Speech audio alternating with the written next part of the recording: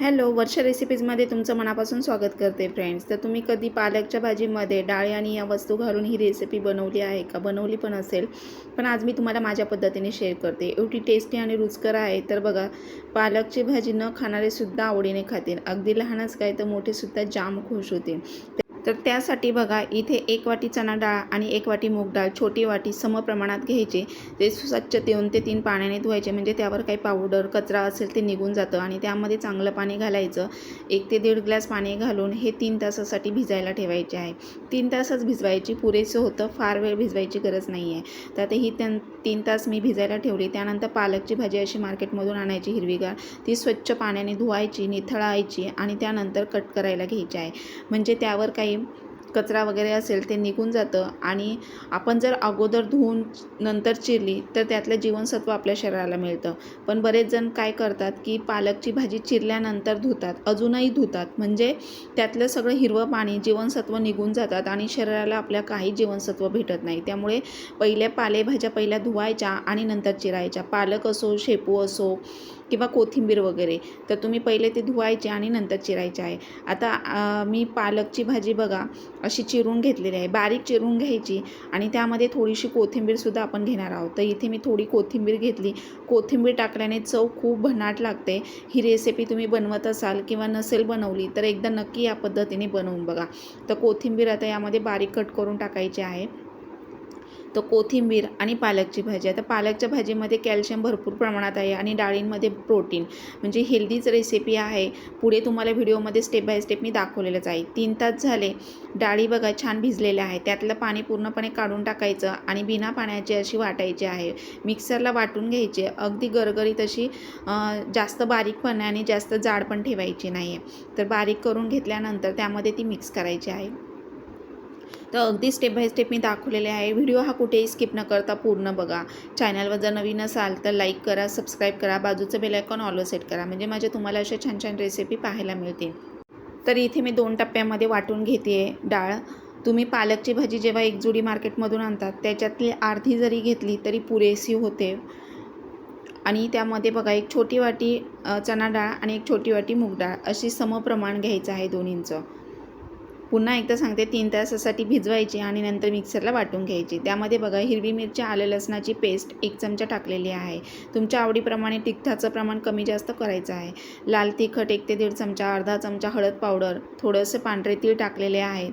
आणि आता याच्यामध्ये बघा चणा पीठ, बेसन पीठ इथे मी 2 चमचे घेतले, तांदळाचं पीठ 2 चमचे घेतलेलं आहे, ज्वारीचं पीठ 2 चमचे घेतले आणि बाइंडिंगसाठी 1 चमचा गव्हाचं पीठ घेतलेलं आहे. सगळी पीठं यामध्ये मिक्स करायची आहेत.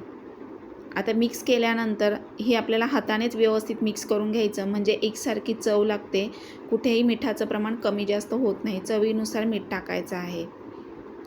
तर एक जुडी जरी तुम्ही आणली मार्केटमधून, त्यातल्या अर्ध्या जुडीची ही रेसिपी बनवली तरी पुरेशी होते. आणि पाण्याचा एकही थेंब टाकायचा नाही आहे. पालकच्या भाजीला पाणी सुटलं जातं, त्यामुळे त्यामध्ये व्यवस्थित ते पिठं अशी भिजली जातात. थोडंसं जर तुम्हाला पातळसर हे वाटलं तर तुम्ही त्यामध्ये अजून थोडंसं ज्वारीचं किंवा बेसन पीठ किंवा तांदळाचं पीठ अजून 1-2 चमचे तुम्ही ॲड करू शकता. आता यामध्ये चवीनुसार मीठ टाकल्यानंतर पूर्ण ते मिक्स करून घ्यायचे हाताने, म्हणजे एकसारखी चव लागते. आणि हे व्यवस्थित मिक्स करून घेतल्यानंतर स्टेप बाय स्टेप मी पुढे तुम्हाला दाखवतेच आहे. आता अशी एक चाळणी घ्यायची आहे. चाळणीला बघा तेल लावायचे, तेल लावून घ्यायचं आहे चाळणीला, म्हणजे आपण जे त्यामध्ये ते मिश्रण ठेवणार आहोत तर ते असं चिकटलं जात नाही. तर आता इथे मी तेल ग्रीस करून घेते आहे. सगळीकडनं लावून घ्यायचे, काठाला पण लावायचे. कधी कधी हे जे मिश्रण जास्त होतं, कमी जास्त, तर ते व्यवस्थित परफेक्ट आपल्याला त्यामध्ये पसरून घ्यायचं आहे. आता खाली एक ताट घ्यायचं, ताटामध्ये चाळणी ठेवायची आणि चाळणीत हे व्यवस्थित असं पसरवून घ्यायचं, हाताने दाबून प्रेस करून एकदम असं प्लेन करून घ्यायचं आहे. जसं व्हिडिओत दाखवले त्या पद्धतीने करायचे. आणि तुम्ही कशा पद्धतीने पालकची रेसिपी बनवतात ते सुद्धा कमेंट बॉक्समध्ये मला नक्की सांगा. तर हे बघा, आता हे मी मिश्रण व्यवस्थित परफेक्ट झालेलं आहे आणि हे व्यवस्थित असं हाताने पसरून घ्यायचं, एकसारखं प्लेन असं करून घ्यायचं आहे. आणि गॅसवर एका भांड्यामध्ये पाणी गरम करायला ठेवायचे. पाण्याला उकळी आल्यानंतर आपल्याला हे वाफवून घ्यायचं आहे. आता इथे चमच्याने पुन्हा मी प्रेस करून घेते आहे बघा. तोपर्यंत पाणी गरम होते गॅसवर. आता पाणी बघा छान असं गरम झालेलं आहे, म्हणजे कडकडीत गरम करून घ्यायचं. गॅसची फ्लेम हायच ठेवायची, त्यावरती चाळणी ठेवून घ्यायची आहे आणि वरतून एक पॅक झाकण ठेवायचे, वाफ बाहेर जाणार नाही.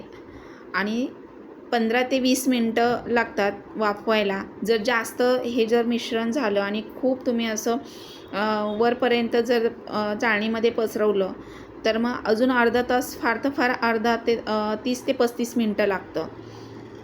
पण तरी पण तुम्हाला असं वाटलं की आता हे मिश्रण ओलसर आहे, तर मग तुम्ही अजून त्यावर झाकण उघडून असं बघू शकता. जर नाही झालं तर पुन्हा एक 10 मिनटं ठेवू शकता. तर असं पूर्णपणे हे मिश्रण सुकलं पाहिजे बघा. आणि सुकल्यानंतरच गॅस ऑफ करायचा. जर तुम्हाला वाटलं तर साईडने सुकलं आहे आणि मध्ये जर ओलसर आहे तर मग अजून एक 5-10 मिनटं ठेवायचं. पूर्ण असं सगळीकडनं एकसारखं वाफवल्यानंतरच गॅस ऑफ करायचा. नंतर खाली काढल्यानंतर नॉर्मल होऊन द्यायचं, थंड होऊ द्यायचं. साईडच्या कडा अशा मोकळ्या करून घ्यायच्या आहेत. गरमच कडा काढा, म्हणजे साईडच्या कडा मोकळ्या करायच्या नाहीत, नाहीतर मग चिकटलं जातं किंवा मग तुकडे होतात. आता तुम्हाला प्रश्न पडला असेल की पालकच्या भाजीमध्ये हे सगळे एवढ्या वस्तू घालून कुठली भन्नाट रेसिपी, तर आपण पालकच्या वड्या करतोय, पण हे माझ्या पद्धतीने मी दाखवते आहे. आता तुम्ही कशा करतात ते सुद्धा कमेंट बॉक्समध्ये सांगायला विसरू नका. आता इथे बघा चौकोनी शेपमध्ये असं कट करून घ्यायचे आहेत आणि तुम्ही हवं तर पॅकबंद डब्यामध्ये ठेवून फ्रीजमध्ये ठेवू शकता. पाहिजे तेव्हा तुम्ही फ्राय करून खाऊ शकता.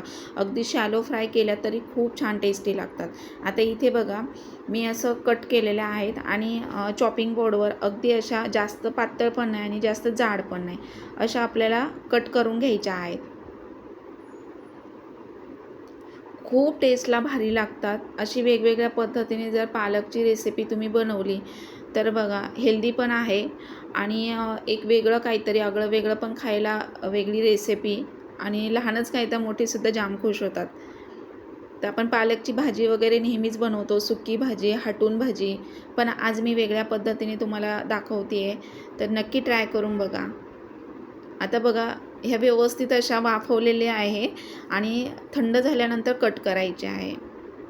आणि मी अशा कट करून घेतलेल्या आहेत बघा चौकोनी शेपमध्ये. आता इथे एका कढईमध्ये तेल गरम करायला ठेवलं आहे. ही कढई मी तळणीसाठीच केलेली आहे. त्यामध्ये थोडंसंच तेल टाकायचे. तुम्ही हवं तर शॅलो फ्राय केलं तरी चालेल. थोडंसं तेल टाकायचं, गरम करायचं. त्यामध्ये तुम्ही अजूनही पांढरे तीळ वगैरे किंवा तुम्हाला अजून काही टाकायचे तर तुम्ही टाकून, किंवा नुसतं तेलामध्ये शॅलो फ्राय केल्या, नुसत्या तशा खाल्ल्या छोट्या भुकेसाठी तरी छान लागतात. किंवा मग जेवणासाठी जरी बनवल्या तरी अशा जर डीप फ्राय केल्या तर अजिबात तेलकट होत नाही.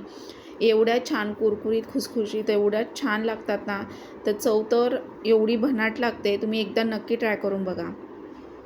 आता आपण बऱ्याच वेळेला कोथिंबिरीच्या वड्या किंवा कोबीच्या वड्या, अशा वेगवेगळ्या प्रकारच्या अळूच्या वड्या करतो, पण एकदा तुम्ही अशा ह्या पालकच्या वड्या करून बघा. 100% तुम्ही बघितल्यावर करणारच बघा, एवढे टेस्टी लागतात. आणि गॅसची फ्लेम नॉर्मल ठेवायची. तेल गरम झाल्यानंतर त्यामध्ये वड्या ह्या 7 ते 8 प्रमाणामध्ये अशा टाकायच्या आणि डीप फ्राय आता मी करून घेते. आणि सतत अशा सारख्या पलटी करायच्या नाही आहेत. काही वेळेला तुकडे पडू शकतात. जर व्यवस्थित त्या वाफवल्या नाही किंवा कापल्या गेल्या नाही तर तुकडेही पडू शकतात. त्यामुळे तुम्ही अशा सगळं व्यवस्थित असं होऊन द्यायचे. तुम्हाला मी सांगितलं पूर्णपणे वाफवून घ्यायच्या, थंड झाल्यानंतरच कट करायच्या आणि नंतर तळतानासुद्धा गॅसची फ्लेम नॉर्मल ठेवायची आहे. आणि अशा तुम्हाला पाहिजे तशा क्रंची किंवा मग तुम्ही लगेचसुद्धा अशा शॅलो फ्राय करून तशाही खाऊ शकता. एवढ्या टेस्टी लागतात. तर ह्या डाळी आणि ह्या वस्तू जर टाकल्या तर एवढी टेस्ट भारी येते ना, तर विचारू नका. जवळपास आता ही मी बघा आठवड्यातून 2दा अशी बनवलेली आहे.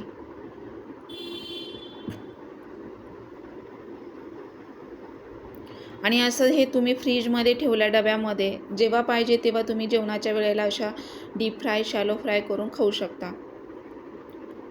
तर आता मी एकदा त्या पलटी केल्यात. आता मी पुन्हा अजून थोड्या वेळ बघा खालून होऊन देते आहे.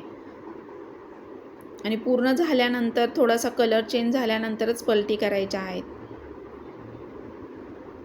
तर यामध्ये पांढरे तीळ वगैरे, आपण कोथिंबीर टाकलेली आहे, सगळी पिठं टाकलीत, त्याचबरोबर आलं लसूण पेस्ट टाकलेली आहे आणि लाल तिखट वगैरे टाकलेलं आहे. त्यामुळे टेस्ट तर विचारू नका, एवढी छान लागते.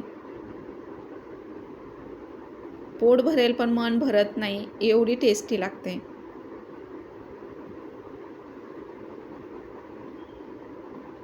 आता बघा कलर चेंज झालेला आहे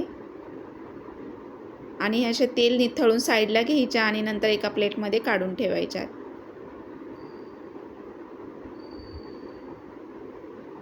तर बघा अशा बघता क्षणीच असं वाटतं की केवढ्या कुरकुरीत झालेल्या आहेत. तर खरंच एवढ्या कुरकुरीत होतात ना, आळूच्या आणि कोथिंबिरीच्या वडीला मागे टाकेल एवढे टेस्टी लागतात बघा. तर आता ह्या मी 2 ते 3 टप्प्यामध्ये तळून घेते आहे. तर एवढा छान कलर आलेला आहे बघा. तर नक्की ट्राय करून बघा. माझा व्हिडिओ मी इथंच एंड करते. आय होप आवडला असेल तर लाईक करा, सबस्क्राईब करा, बाजूचं बेल आयकॉन ऑलवेज सेट करा आणि हा व्हिडिओ तुम्ही कुठल्या गावातून बघताय ते कमेंट बॉक्समध्ये नक्की सांगा. थँक्यू.